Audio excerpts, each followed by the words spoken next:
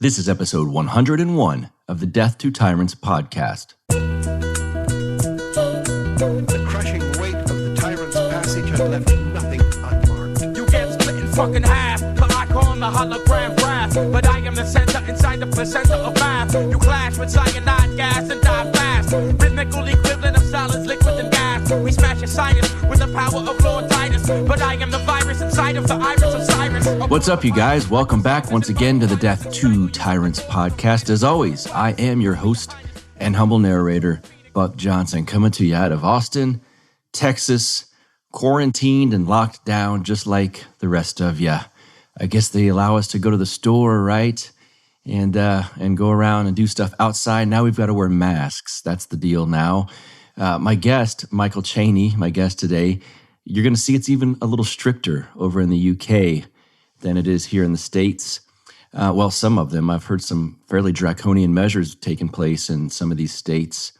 Texas here, our governor is supposed to discuss this week publicly his plan to start to incrementally get things going again. And I hope that comes sooner rather than later. So you guys know I've been doing several episodes surrounding this coronavirus madness, this crazy moment we're all going through here.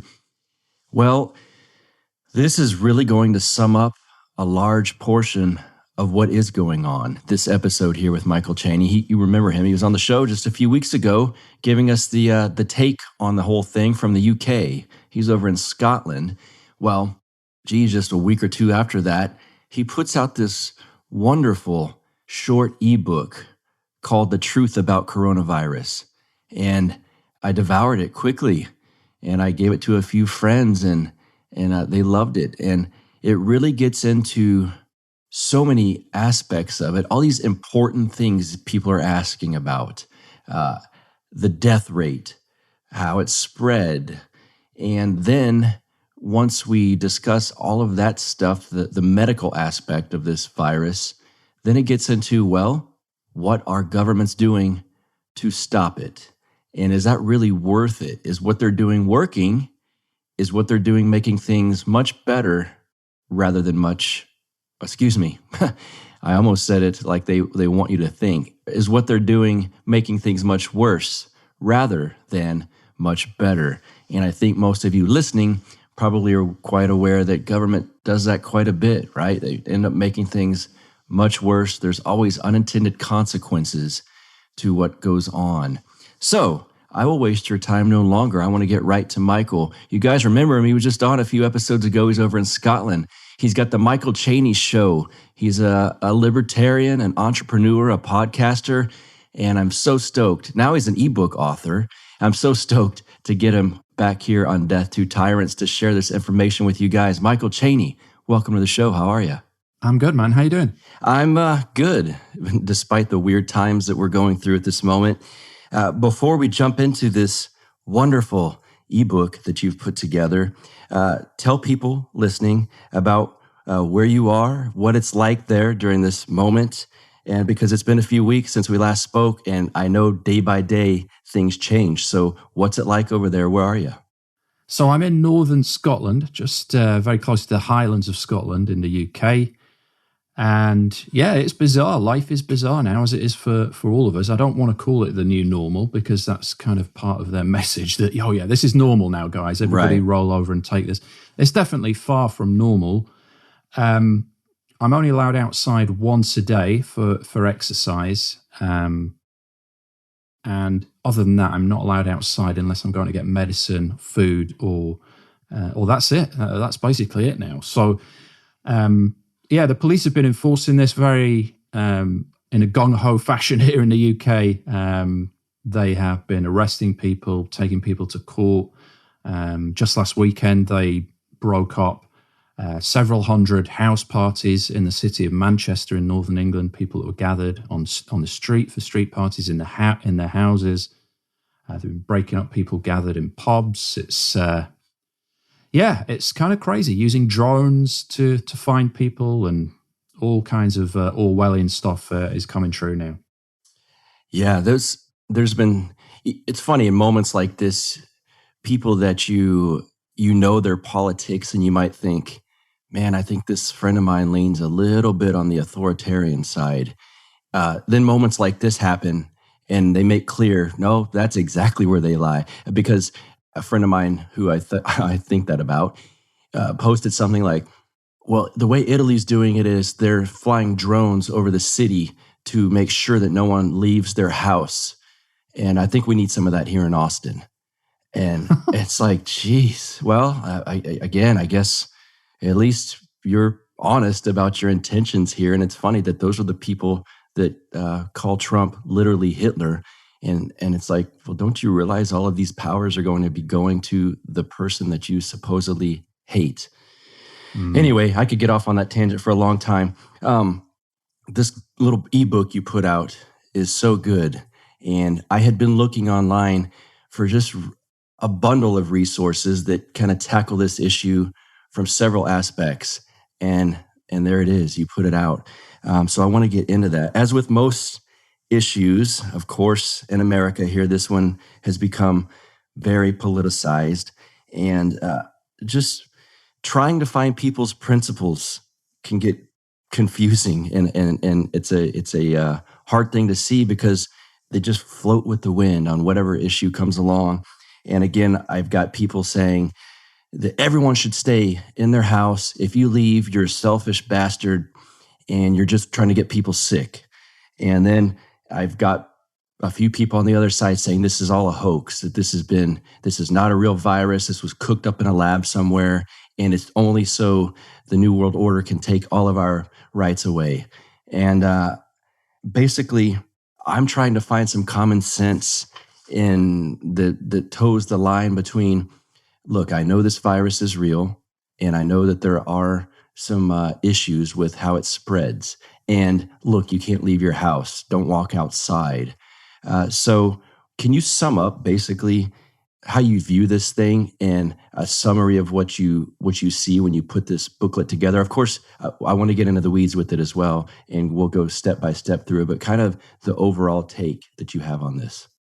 Yeah, so I've been devoting many, many hours of every single day since the outbreak first kind of occurred in China to trying to get to the bottom of what's going on. And I don't mean in a kind of a hobby type way. That, you know, this is my business. You know, being kind of investigating and, you know, putting the word of liberty out there and trying to get to the bottom of what's going on behind the headlines. It's what I do. I do it day in, day out. So I've devoted a massive amount of time to this, and I didn't have an agenda. It's not a case that I wanted to paint anything in a particular way. I just wanted to know what the hell was going on.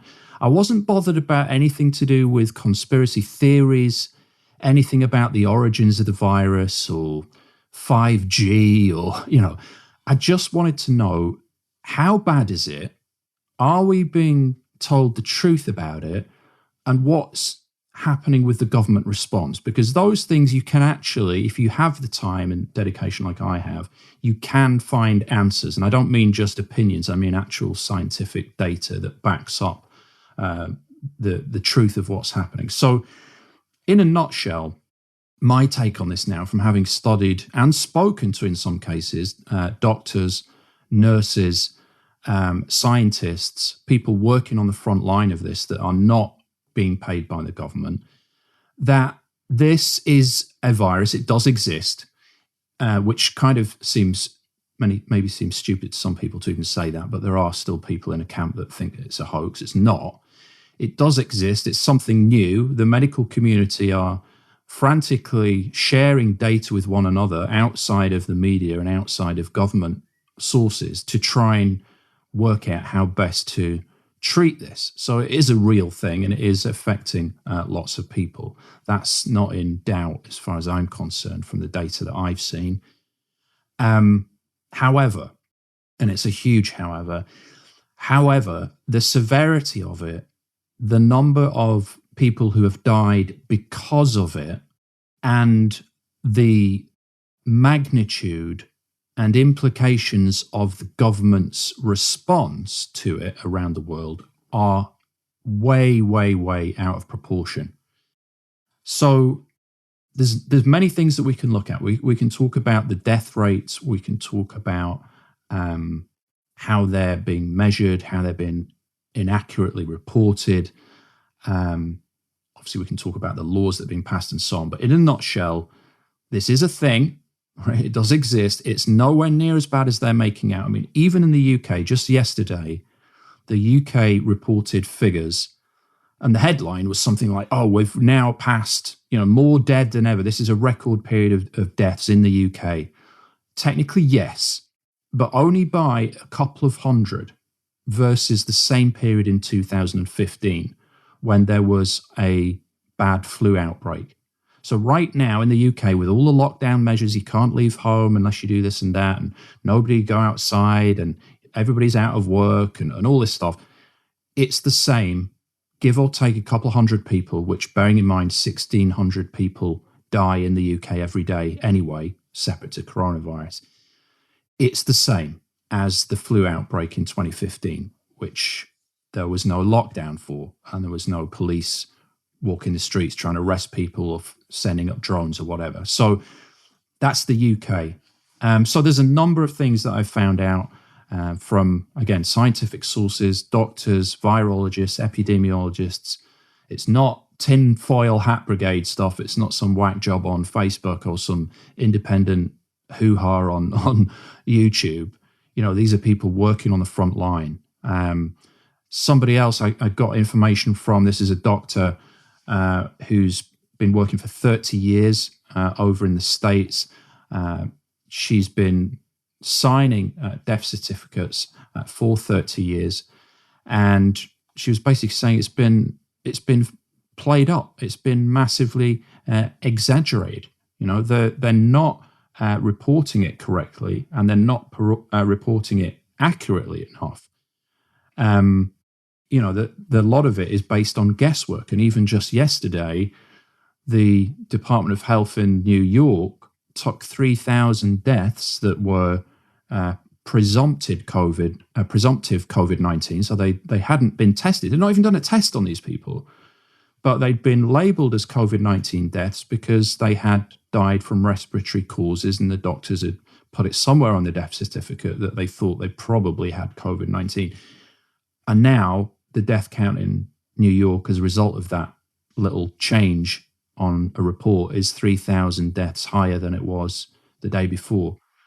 So it's this kind of thing that is going on, and it's not a one-off. You don't have to dig around for this now. It's becoming more widespread. More and more people are speaking out about it.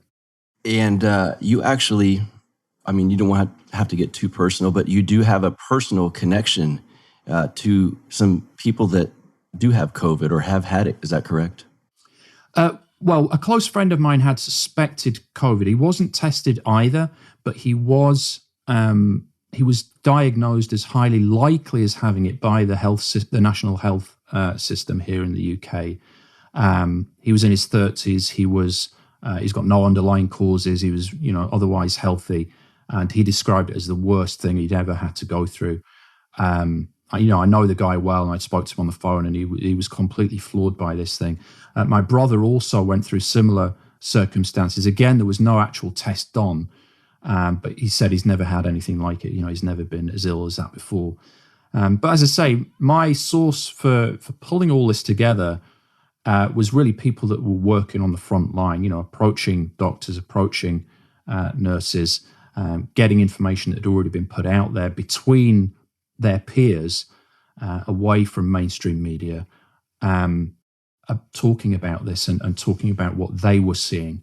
Because, of course, many of them have been silenced here in the UK. For example, again, this was just yesterday, there's an embargo on National Health Service workers that are not allowed to break ranks, as it were, or break silence and talk about coronavirus. And also today I was just reading a story, which I'll probably cover on one of my own podcasts in the coming day or so, about a lawyer in Germany who spoke out about coronavirus, saying it was being overplayed and how people should be allowed to go outside, and it was unconstitutional.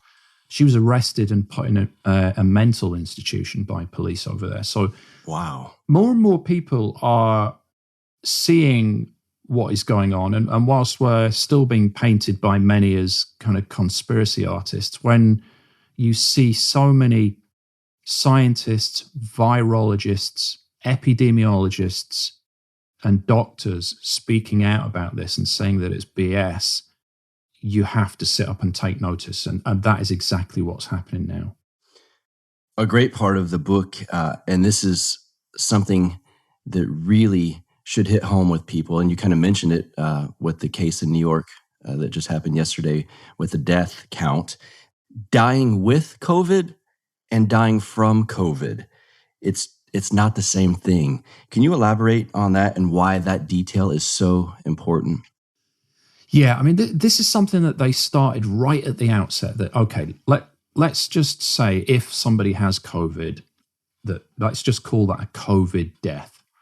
Now, on the face of it, that thing, that's, it's not too bad. What do you mean? They've got COVID, they died, surely that's a COVID death. Well, no, it's not. As we know, many people, the vast majority of people, can get this virus and have no symptoms whatsoever.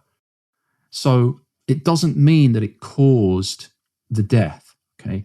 Now, I'm going to quote, I'm going to reference Professor Neil Ferguson of Imperial College London. This is the chief advisor, scientific advisor to the UK government.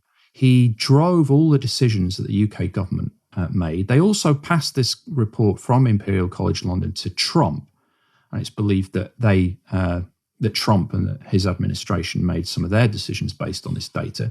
This report from Imperial College London was not peer-reviewed, and if anybody knows anything about science, you know that if you have a paper released, it's not worth shit until it's peer-reviewed by other scientists. This was not peer-reviewed. It was created and it went straight to government. However, the person that was kind of heading up that report, Neil Ferguson, was giving evidence to Parliament. This is the guy who originally said it's going to kill 500,000 people in the UK. One day after the lockdown started, when no implications or results could have occurred as a result of the lockdown, I mean, 24 hours, it's not going to make any difference in 24 hours. If it did, we would be out of the lockdown by now. But at 24 hours after the lockdown, he amended his data and said, actually, I don't think it's going to be 500,000. It's probably going to be 20,000. As if that weren't bad enough, he gave evidence to Parliament. And what he said is he now expects fewer than 20,000 COVID-19 deaths. But, and this is the important part, 2/3 of these people would have died anyway. So in other words, he's suggesting that the crude figure for COVID deaths in the UK is 3 times higher than the number that have actually been killed by COVID-19. And that's the same in every country, because every country is reporting like this. As I said, with that New York example just yesterday, the CDC is giving doctors the ability to list a death as a COVID death without testing them for COVID-19. This is unheard of. I saw a doctor yesterday in an interview was saying that when somebody dies of influenza, you don't mark it as an influenza death. It's not even anywhere on the death certificate. You would list, the cause of death, the heart attack, the high blood pressure, the pneumonia. You wouldn't put influenza on there. And yet now, that's because of the edict handed down by CDC, that's exactly what doctors are having to do. They're also being paid, hospitals are being paid more to list deaths as COVID-19.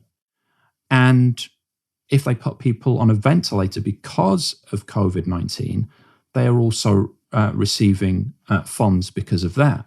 So again, this was from Senator Dr. Scott Jensen, and I'll just read this quote. Right now, he says, Medicare is determining that if you have a COVID-19 admission to the hospital, you get $13,000. If that COVID-19 patient goes on a ventilator, you get $39,000, 3 times as much. Nobody can tell me after 35 years in the world of medicine that sometimes those kind of things impact on what we do.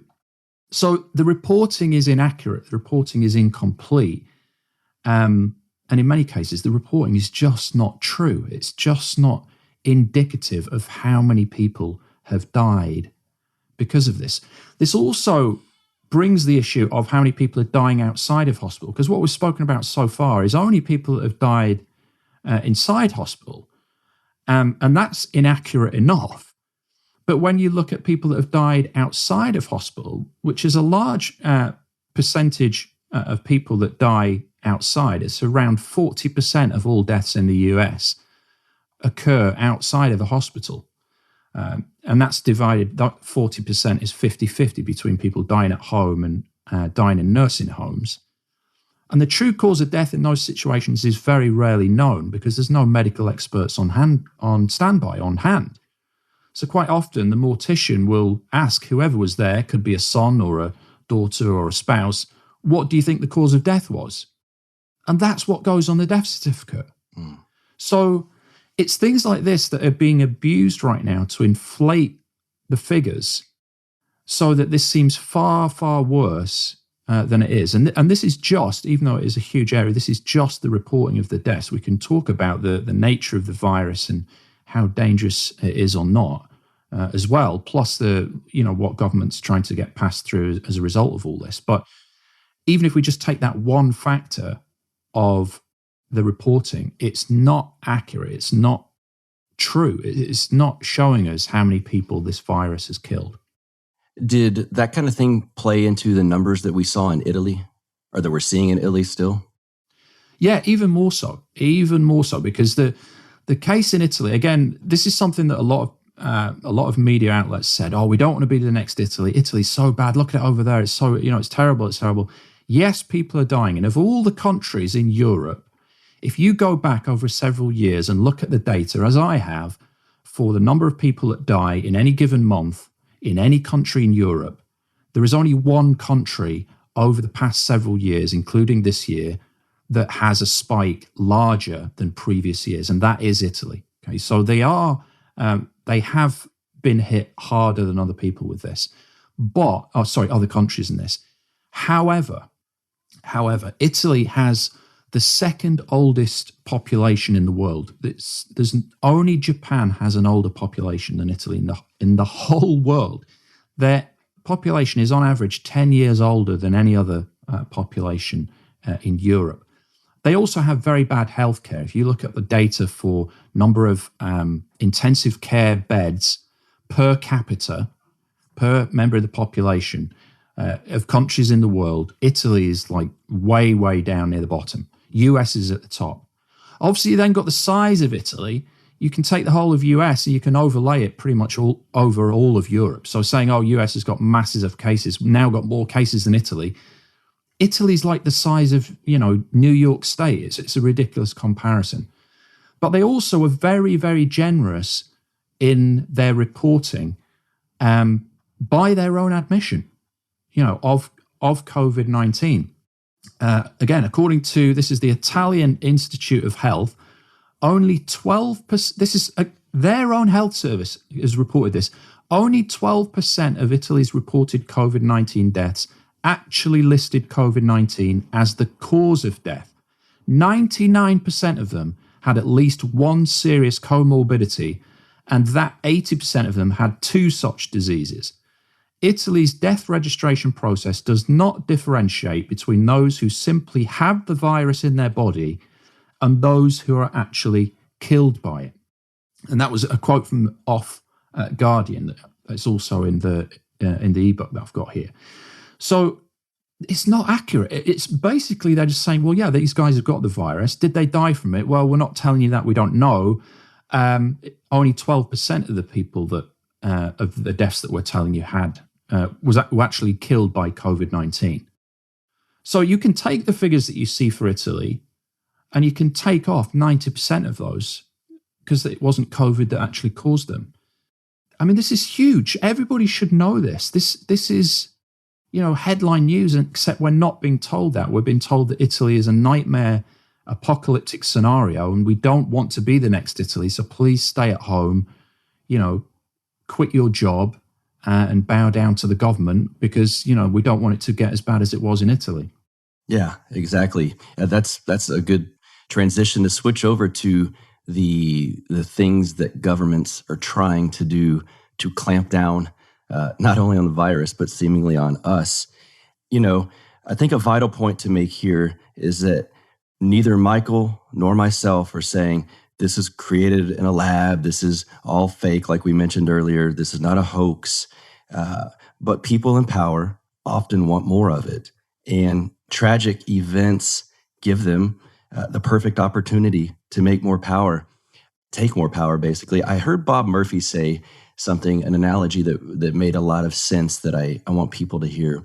And that's that maybe there's not some guys up in an evil room somewhere concocting the next power takeaway and power grab by the government. But think of it like this.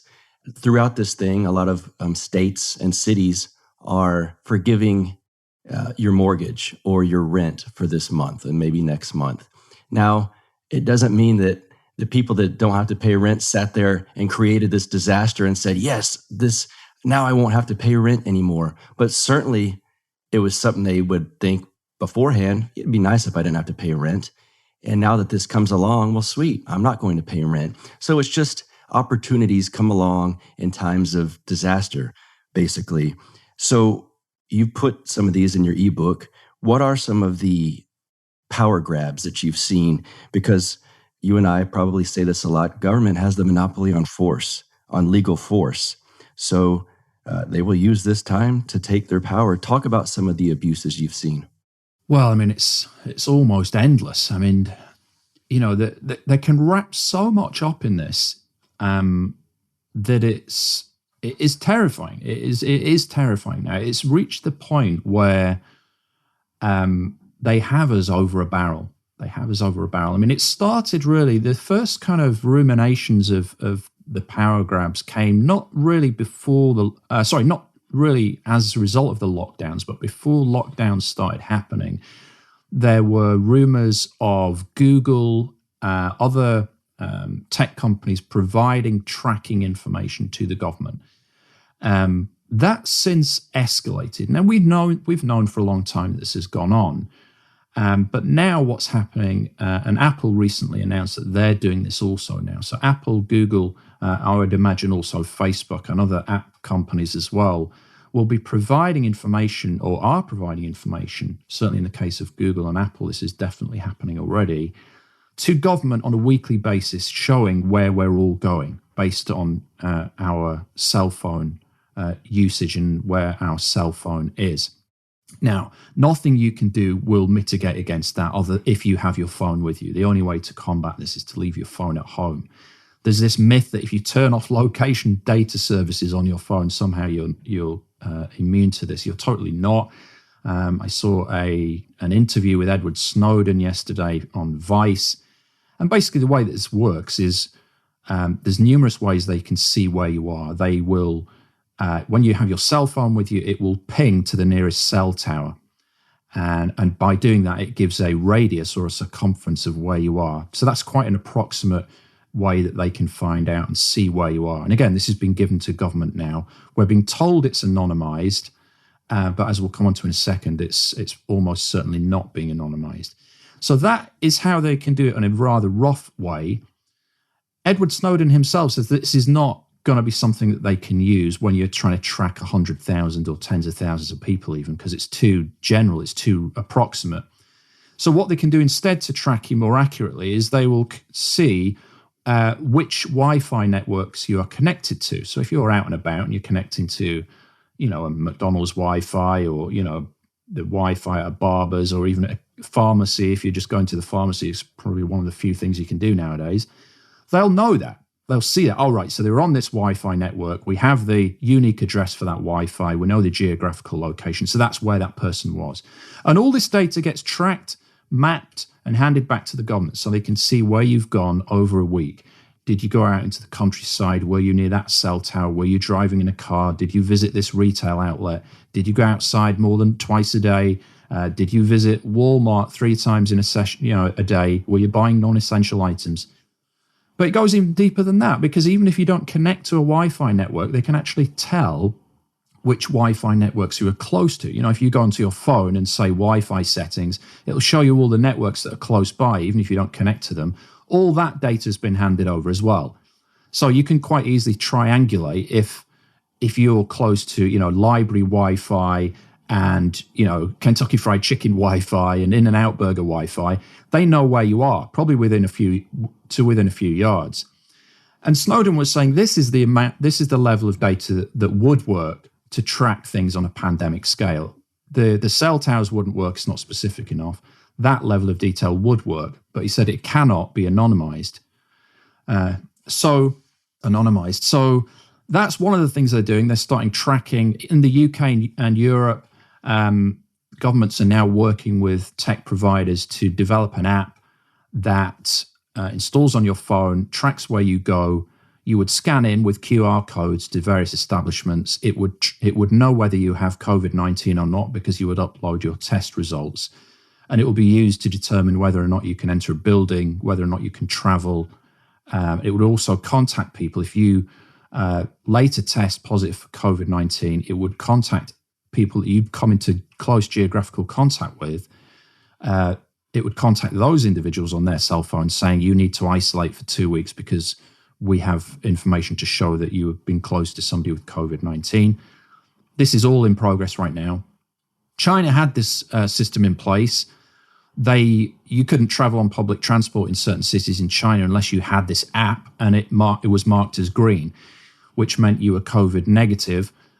You could travel. If you were red, which meant you were either COVID positive or the government had listed you as such, or you didn't have the app or a cell phone, you couldn't travel at any specific locations.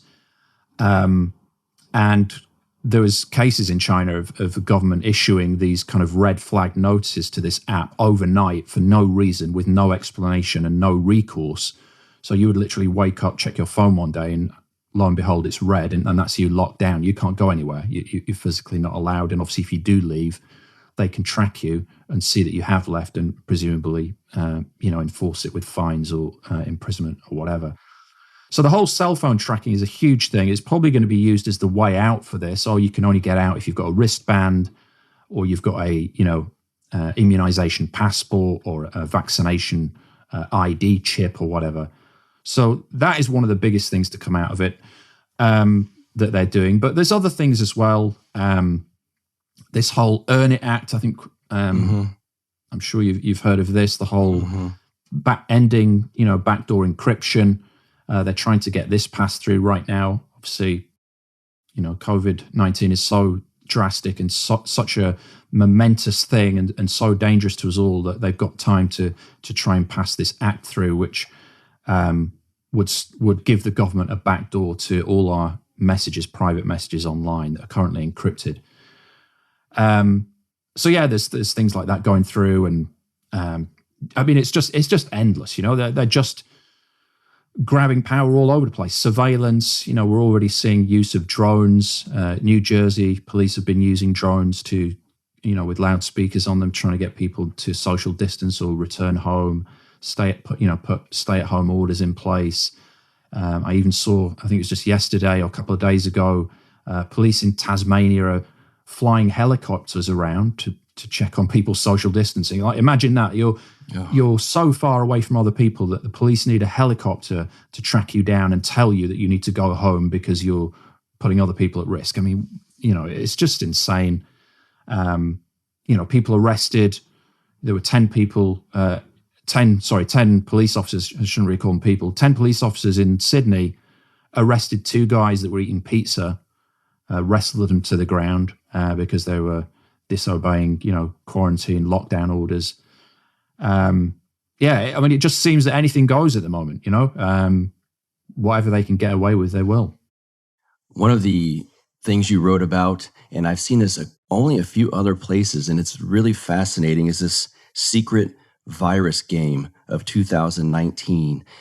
It kind of reminded me, after 9/11 here, George Bush claimed that there was no way to prepare for such an event, and we had no idea anything like this would ever happen.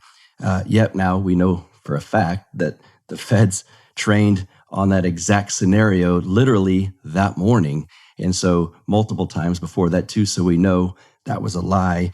Talk about this secret virus war game of 2019.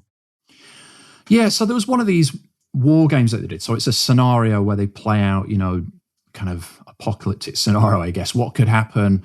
What are the various players going to do? What would this government department do? How would they react? This took place at Johns Hopkins University. Right? So when I first read this, I was like, it was almost like a double take, because at the moment we associate Johns Hopkins with all the data for COVID-19 as, the bastion of truth. This is the number of deaths according to Johns Hopkins. And here we are, September 2019, a war game took place at Johns Hopkins University called Urban Outbreak 2019, where they got numerous players from government to play out this scenario and see what might happen and how they would react and what would work best to try and contain this. And one of the quotes from this that I put in the material, this is kind of the findings that they found. It was a multi-day, 2-day event that they did, and they released findings afterwards. One of them says, quote, "Forced mass quarantine or any other top-down approach to an outbreak securitizes the response. This may not be successful and could increase the spread of the disease."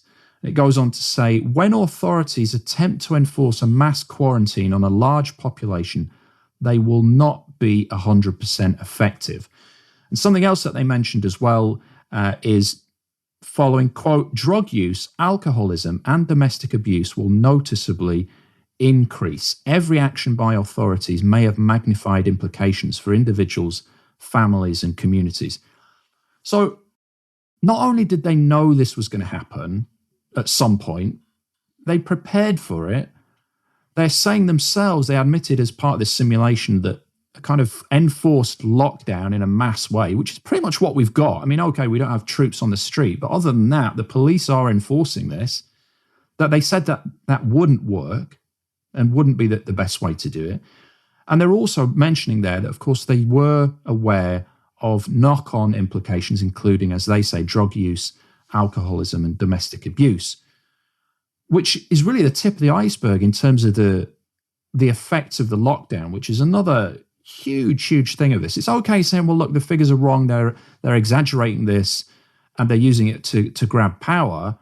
Fair enough, right? I mean, that's awful, it's terrible, and it's, it makes me sick to my stomach. But the chances are what they're doing right now and their reaction to this with the lockdowns is probably more than likely going to kill more people than the virus. According to information gathered from numerous studies, numerous pieces of research. Again, this is from a piece from Off Guardian, who collated all of this and then totted up the totals from all the various studies. It says, quote, "The total deaths attributable to the COVID-19 response from this limited examination are estimated to be 59,000 deaths from suicide, 87,000 deaths from drug abuse, 1.35 million deaths from lack of medical coverage or treatment, and 780,000 deaths from poverty and food access." So that is a combined total of 2,276,000 avoidable deaths caused by government lockdown measures. Now, that's not a theory. That's based on events that have already happened. We've got to remember, the data that they're giving us about COVID-19 is not true. The COVID-19 deaths are not the people that have been killed by COVID-19.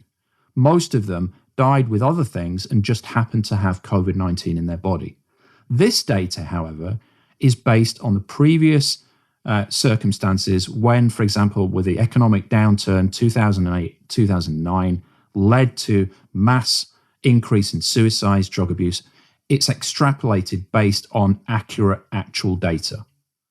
So even if this is wildly inaccurate and over the top, we already know for a fact that the information they're giving us about COVID-19 deaths is exaggerated, and we're nowhere near a figure of 2.2 million deaths. So it's mind-boggling that this is going on and that this kind of information is out there, and yet on a daily basis we're being told that this is the worst thing ever. More and more people are dying, and lockdown is the answer. Michael, can you talk about school closures and why there is evidence to say that maybe that wasn't the best plan either? Yeah, the school closures is an interesting one because countries reacted, in differing speeds to this. Some countries left them open for longer. Some, were pretty quick to jump on it. There is theories now based on previous epidemics that closing schools actually has a negative and an adverse impact on how quickly you can combat a virus. And this is based on the fact that if you remove spreaders like children from the population, if you take them out of that equation and lock them up at home, which is basically what's happening now, then they're not able to get the virus and therefore they can't give it to other people. Now, what we've got to remember is there's been very few, microscopically, tragic, yes, but microscopically small number of children that have died as a result of COVID-19 directly. There's been some that have died with underlying causes that had COVID-19. The number that have died purely because of COVID-19 with no pre-existing conditions is infinitesimally small. So there's very, very, very, very little to no risk of exposing children to COVID-19.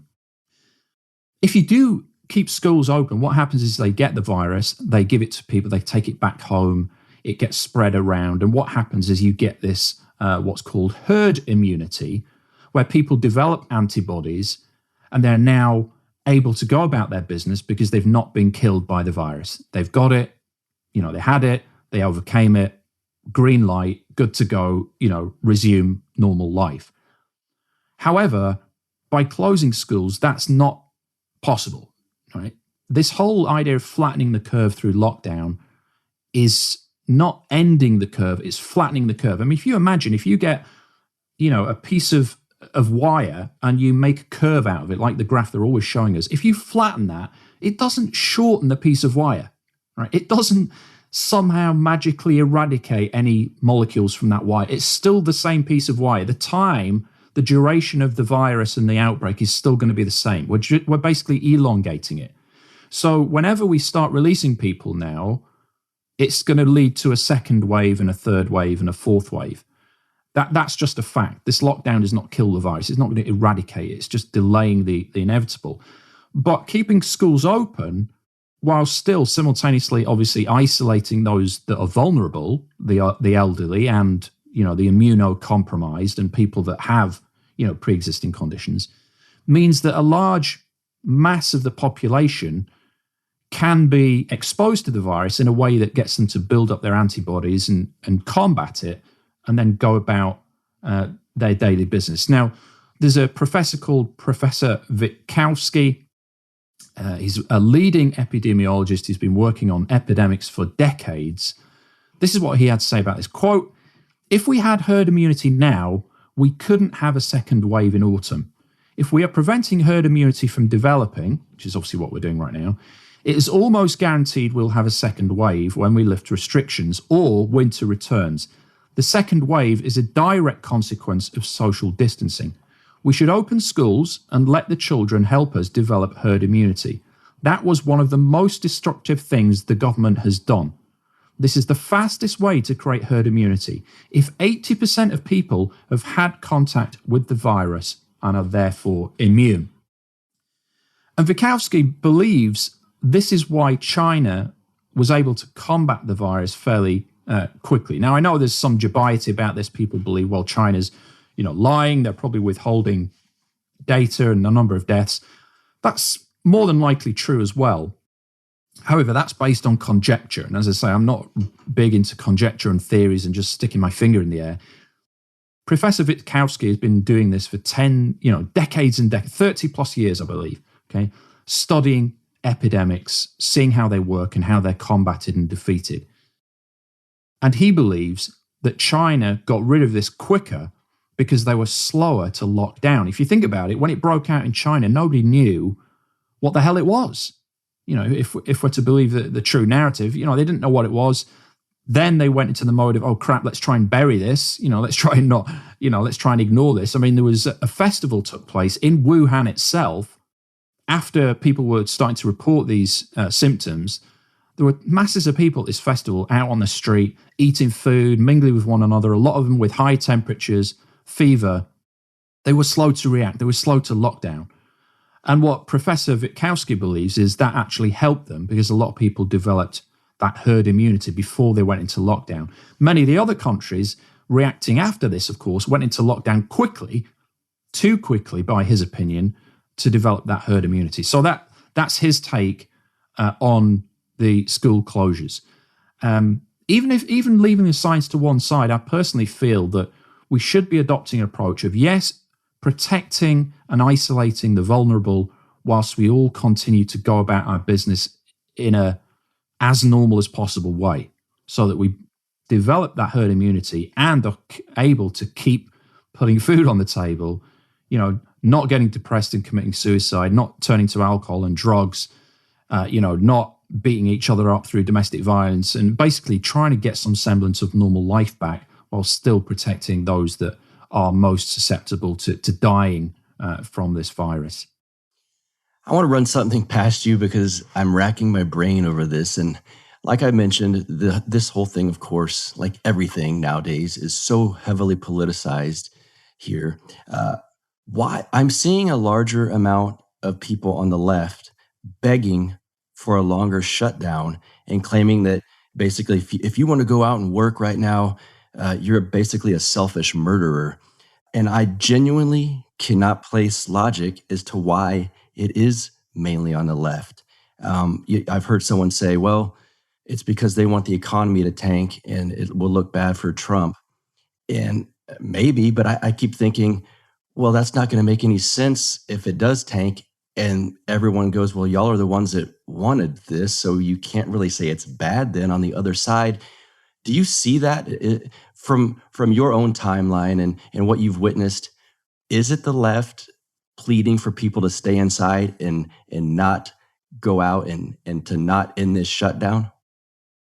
I would tend to agree. I would tend to agree with that. I'm not certain exactly why that is. I mean, I think we're at a point in time where media has such a massive influence over people's lives, and many people don't have the time, the discipline, or even the desire that I have to dive beyond the headlines in this.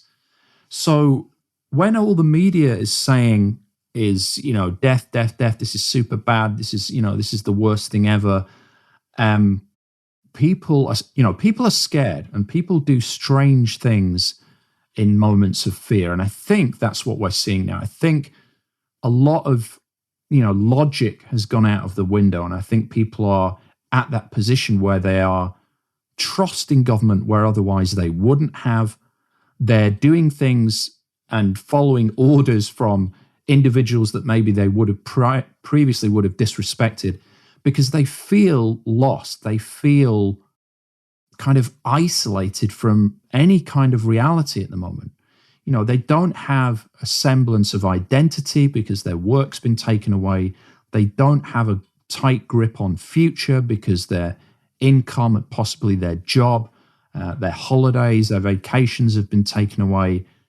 They're not able to communicate with their friends and family to voice their concerns and try and get, sensible opinions from other people. So they're kind of left, and this is why the government would like them, with a position where most people are just left with the main trumpet pieces to get their information from. So if you do that and you turn to the likes of, CNN and so on, then it's fearmonger central. It's really, there is no good news at the moment. I have, over the past few days, started to see on the likes of Fox News pieces that are questioning the narrative. Now, I don't know if that's a coincidence that, elements of the right are starting to do that and elements of the left appear not to be, but I have started to recognize that now, that there are pieces coming out now where people are saying, what are these? Are these figures legitimate? Let's just pause a second. Are these deaths correct? Are they accurate? Is this number accurate, and so on? So again, I don't know is the short answer. I don't know why the left particularly would be screaming for that and screaming for more, as you say, more control. But I do think there's a sense of fear, and people, I think it comes from a place of wanting a sense of control of their own life. I don't think it's that they want the control from an authoritarian point of view. It's more like, well, look, I can't do anything. I can't work. I can't go outside. I can't see my friends. I can't do all this fun stuff.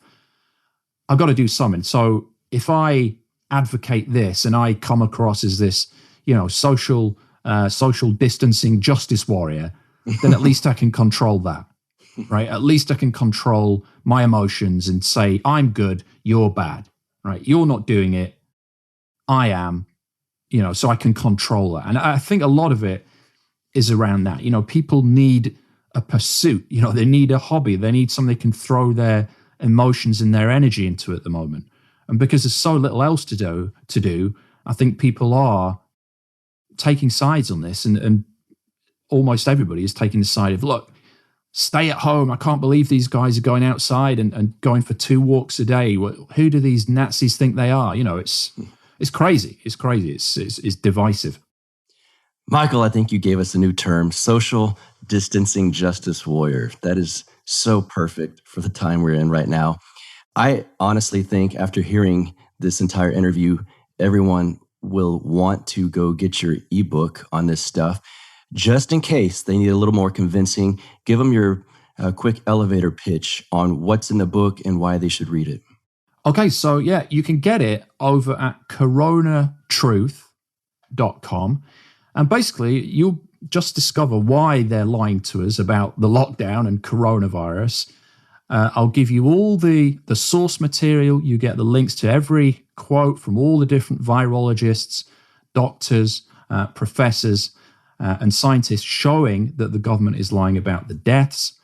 You'll also get all the detail of the various laws that the government is passing, plus shocking cases of government overreach and police enforcing these lockdowns around the world. So you can get it again over at coronatruth.com. I will link to that in the show notes page for this episode. Of course, Michael Cheney from The Michael Cheney Show, thank you so much for being here on Death to Tyrants once again. You are most welcome. My pleasure. All right, I hope you guys enjoyed that chat with Michael Cheney. He's got that Michael Cheney Show podcast. Go check it out. And of course, I will link to the book, the ebook, in the show notes page for this episode. You heard him where to go there at the end. I will link to that. Please give this book a read. It's a short little 20-page booklet, and I'm sure you can tell from the interview there, it goes over some pretty interesting details and stuff that I just wish more people knew. That's why I'm putting it out there for you guys. As for us here on Death to Tyrants, you know where to go on Facebook, facebook.com/Death to Tyrants podcast. You can follow me on Twitter at BuckRebel, BuckRebel. If you do want to join the Libertarian Party, guess what? We got a link for you, lp.org/Death to Tyrants. And I do have a Patreon account, and I've got some really nice, kind words through Patreon and PayPal lately. And that's a nice thing to get out of the blue. So thank you guys for those who have sent some money this way and some kind notes along with the money. And the Patreon is patreon.com/Death to Tyrants. So I've got a good bonus episode coming up. I feel it in my bones. Who could it be? Who could it be? All right, guys, I'll see you next time. Have a good one. You get split in fucking half, till I call the hologram wrath. But I am the center inside the placenta of math. You clash with cyanide gas and die fast. Rhythmical equivalent of solids, liquid and gas. We smash your sinus with the power of Lord Titus. But I am the virus inside of the iris of Cyrus. Like the sound of the Death to Tyrants podcast? Our audio production is provided by Podsworth Media. Check them out at podsworth.com.